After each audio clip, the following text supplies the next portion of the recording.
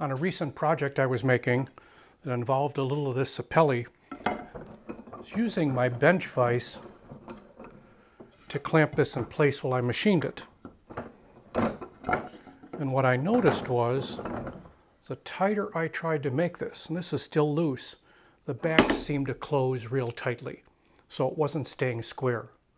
I'm Jim Heavey from Wood Magazine, and here's a quick tip on how to fix that.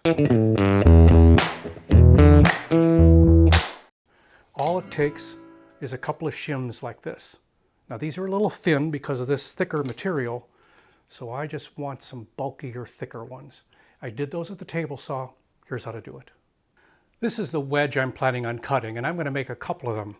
So what I've done is taken an old piece of 2x10, and I cut its profile with a jigsaw on one edge.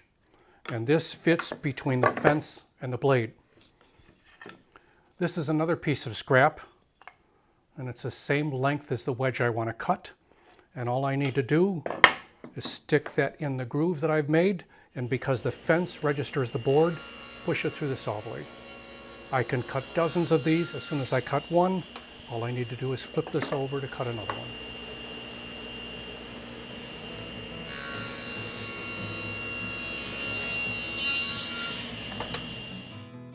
So here are the wedges that I've made. On one of these, I just took a piece of 1/4" MDF and I glued it to one of the wedges. And at the bottom of this, I put a piece of double stick tape. Now to start, I'm just going to put this wedge underneath this end, and the double stick tape will keep it from falling out of there. So now to use this,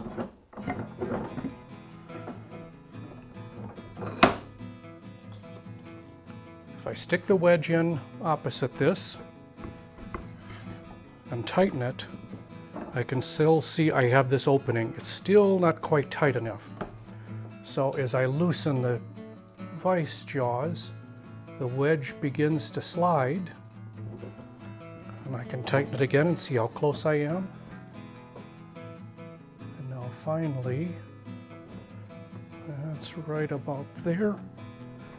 And that's not bad. That's a pretty tight fit.